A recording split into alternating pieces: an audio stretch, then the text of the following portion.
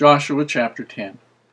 Now it came to pass that when Adonizedek, king of Jerusalem, had heard how Joshua had taken Ai, and had utterly destroyed it, as he had done to Jericho and her king, so he had done to Ai and her king, and how the inhabitants of Gibeon had made peace with Israel, and were among them, that they feared greatly, because Gibeon was a great city, as one of the royal cities, and because it was greater than Ai, and all the men thereof were mighty.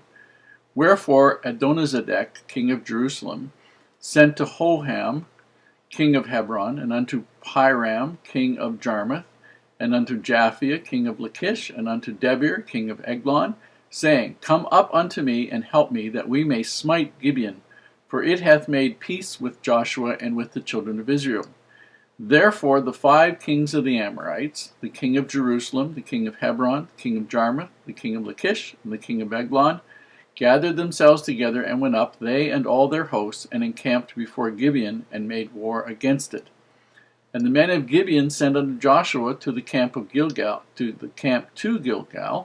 saying, Slack not thy hand from thy servants, come up to us quickly, and save us, and help us, for all the kings of the Amorites that dwell in the mountains are gathered together against us. So Joshua ascended from Gilgal, he and all the people of war with him, and all the mighty men of valor. And the Lord said unto Joshua, Fear them not, for I have delivered them into thine hand. There shall not a man of them stand before thee. Joshua therefore came unto them suddenly, and went up from Gilgal all night.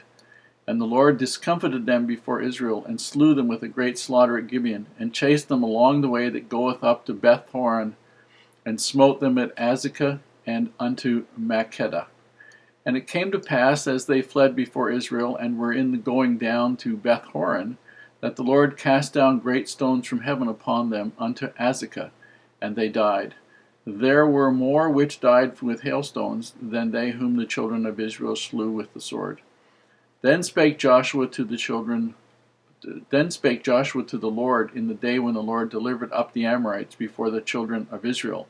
And he said in the sight of Israel, Sun, stand thou still upon Gibeon, and thou, moon, in the valley of Ajalon.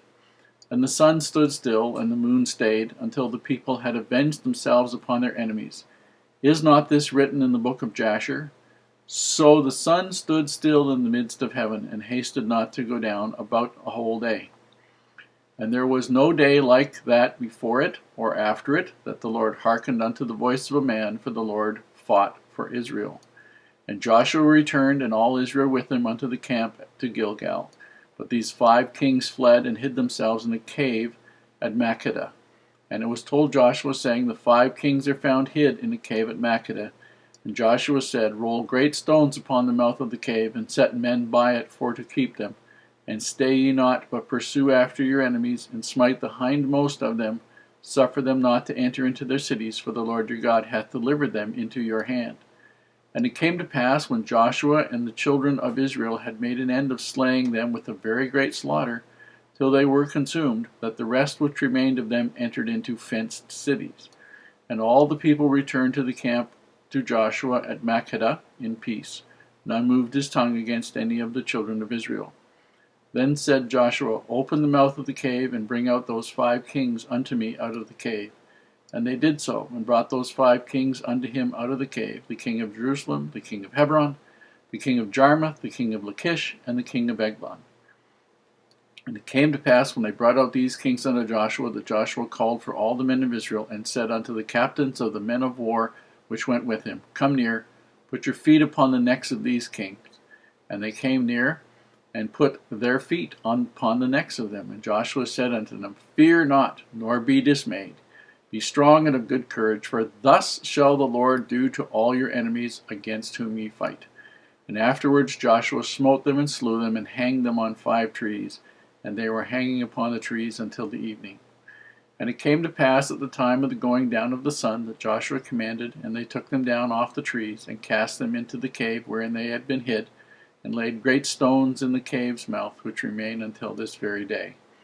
And that day Joshua took Makkedah, and smote it with the edge of the sword, and the king thereof he utterly destroyed.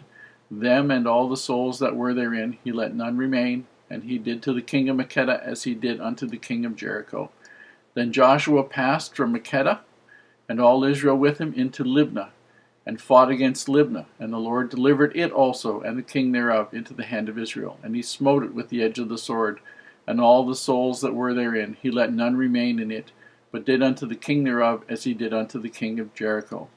And Joshua passed from Libnah, and all Israel with him, unto Lachish, and encamped against it, and fought against it. And the Lord delivered Lachish into the hand of Israel, which took it on the second day, and smote it with the edge of the sword, and all the souls that were therein, according to all that he had done to Libnah.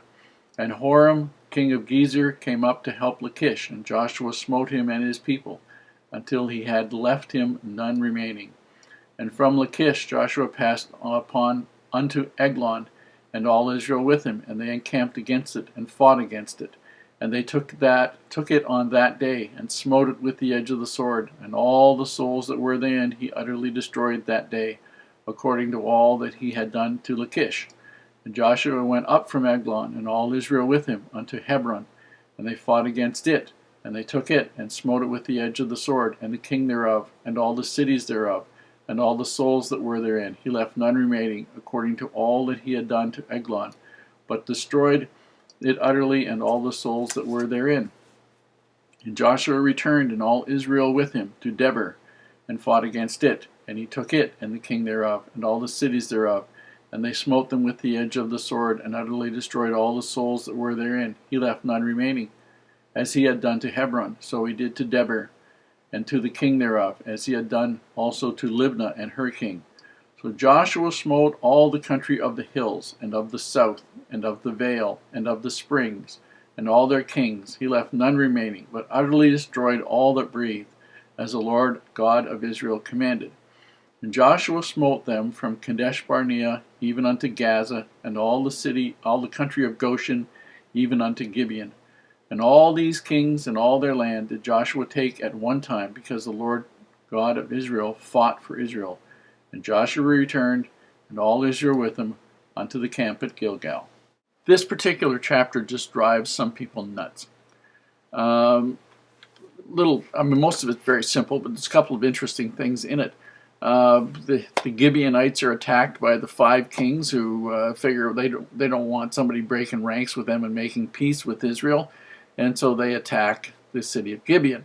And the people in Gibeon call on Joshua to save them.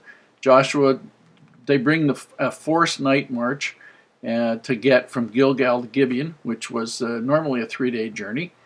And so they get there, and then they spend all day in hand. So all night they're a forced march at top speed, and all day they're battling the kings and the armies with a great slaughter.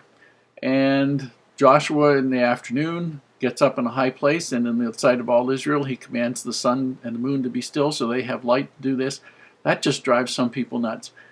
I think these people are being fought for, Israel's being fought for by the God who created this planet and this solar system and this universe. And I think he can arrange for the light to be there. The mechanism by which it's there is up to him. But we know that the sun doesn't rotate around the earth. We know that the earth rotates around the sun, and somehow he was able to make it happen. Whether it happened quite the way we have it is another matter. But the point is, the light was there long enough for them to do it. As the army was escaping, there was a huge hailstorm that killed more people than they had killed in the battle. The 5 kings went into a cave and hid. All kinds of other things. Now, one thing about the critics, I want to say this about critics. The biggest problem with people who are critics is that the critics want to limit what can happen to what they know. If they don't know it and they can't imagine it, then it obviously can't happen. God is not limited by what the critics know or don't know. So that's the interesting thing. And, interesting chapter this. We're going to see all kinds of interesting things coming.